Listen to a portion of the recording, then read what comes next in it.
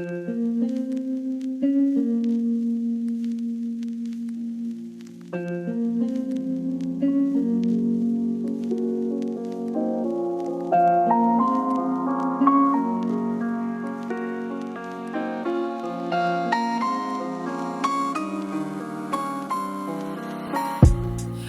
ano pa man ang dumating sa'yo'y damhin mong walang angal. Dahil ang lahat lamang ng yay, isa sa ulo mong may aral. Panghina ay ayos lang, natural to't pangkalahatan. Kung kala mo'y sa'yo na pinakamabigat na sa balikat, paano pa kaya yung walang kaakbayan?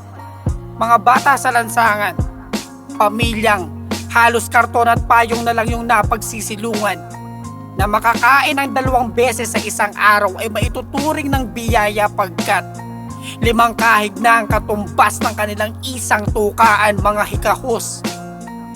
Tulad ko, napilit lumalaban sa mapag-alipusta't mapagpahirap na sistemang boses at sining mo ang pinakakailangan, tapos ngayon pagod ka na. Laging hinaeng bago matulog, baka nakakalimot kang baka sa mga oras na rin to'y may tangka ng mamahinga sa dinadalang bangungot. Kaya kamusta?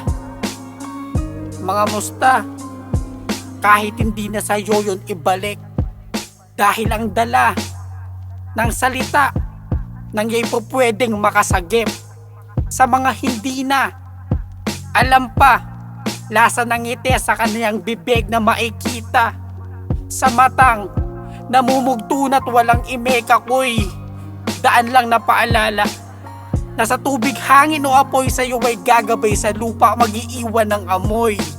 Nahalimuya kay pag-asa, sakali ba na malanghap mo ko't maramdaman aking epekto, ay magawa mo rin bang ibuga ko sa hanap rin ay pagbabago. Magkagayoy may salamat, pagkat kapwa tayong instrumento na ginamit ng Diyos upang mundong to'y maihulmang kawangis neto. Salamat.